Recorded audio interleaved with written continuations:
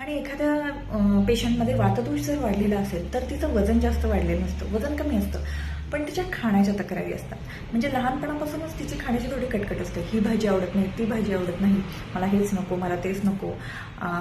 बऱ्याचदा जागरण होतं, रात्री झोपणं वेळेवर नसतं, सकाळी लवकर उठणं होतं, त्यामुळे जागरण होतं आणि उपवास होतो म्हणजे खाण्याच्या कटकट असल्यामुळे, आणि मेंटल स्ट्रेस असतो, ताणतणावात असते अशी पेशंट, त्यामुळे झोपही व्यवस्थित नसते, स्ट्रेस असतो.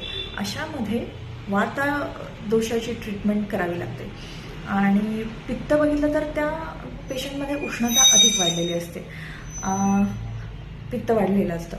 म्हणजे समजा आपण एखादं पाण्याने भरलेलं भांडं गॅसवर ठेवलं तर ते जसं जसं उकळतं त्यातली उष्णता वाढते, ते वाफेमुळे पाणी त्यातलं आटून जातं. असंच आपल्या शरीरामध्ये पण होतं. ज्यावेळेस शरीरातली उष्णता वाढते आपला रक्तचा क्षय होतो, सुकून जातं, ऱ्हास होतो. त्यामुळे रक्तापासून जी रज निर्मिती व्हायला पाहिजे, बीज निर्मिती व्हायला पाहिजे, बीजांडाची निर्मिती व्हायला पाहिजे, ती योग्य प्रकारे होत नाही. आणि त्यामुळे अशा पेशंटमध्ये पित्ताची ट्रीटमेंट द्यायला लागते, कारण उष्णता कमी करण्यासाठीची ट्रीटमेंट अशा पेशंटमध्ये द्यायला लागते.